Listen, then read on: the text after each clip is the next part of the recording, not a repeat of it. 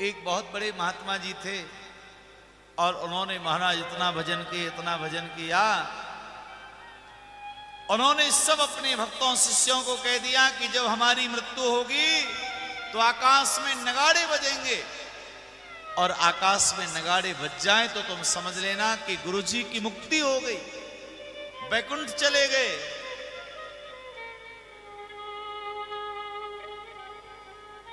लेकिन महाराज हुआ क्या, उन्होंने जब देह त्यागने का समय आया तो गुरुजी महाराज बार बार एक आम का एक वृक्ष था, उस आम के वृक्ष की ओर इशारा कर रहे थे। अब चेला लोग समझ नहीं पाए कि गुरुजी क्या कह रहे हैं। भैया वो पधार गए। अब चेला लोग आकाश की ओर देखे कि नगाड़े बजेंगे, नगाड़े बजेंगे। बहुत देर हो गई, बजे ही नहीं। बड़ी चिंता माना, बड़ी चिंता।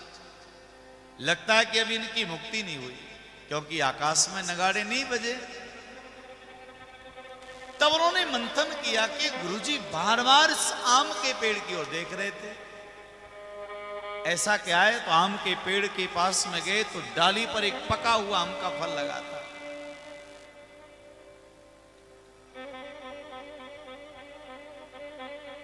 भैया शायद महाराज इस पके हुए फल के बारे में कुछ कह रहे हो। तो जैसे उसको तोड़ा तो महाराज वो पका हुआ फल था, लेकिन कुछ ऐसा संजोग रहा, उस पके हुए आम के फल में एक कीड़े को देखा।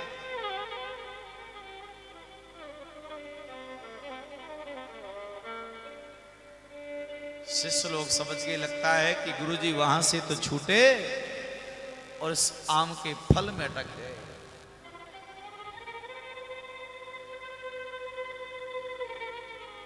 तब प्रार्थना किया, तब जाकर के महाराज उस आम के फल में लगने वाला जो कीड़ा है उसने जब अपने प्राणों को त्यागा, तब जाकर के आकाश में नगाड़े बजे।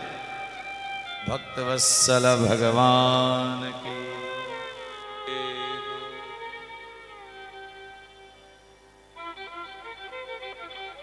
तो किसी महापुरुष से पूछा, उन्होंने कहा था भैया आम के फल वृक्ष की ओर इसीलिए इशारा कर रहे थे क्योंकि वो सोच रहे थे कि आम का इतना बढ़िया फल है, इस आम के फल को तोड़कर भगवान का भोग लगा देना, या जो भी कह रहे हो। तो मरते समय आम के फल में उनकी मति लग गई, इसलिए मरने के पश्चात उनको उस फल का ही कीट बनना पड़ गया। इसलिए मरते समय महाराज जहां हमारी मति होती, मरने के बाद वही बनना पड़ता है।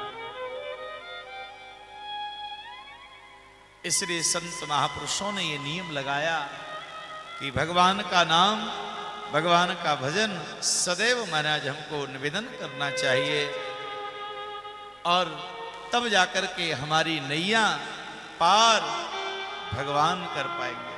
और हमारी नहीं, सबकी नैया पार लगाने का कार्य हमारे गोविंद का है, श्री ठाकुर जी का है।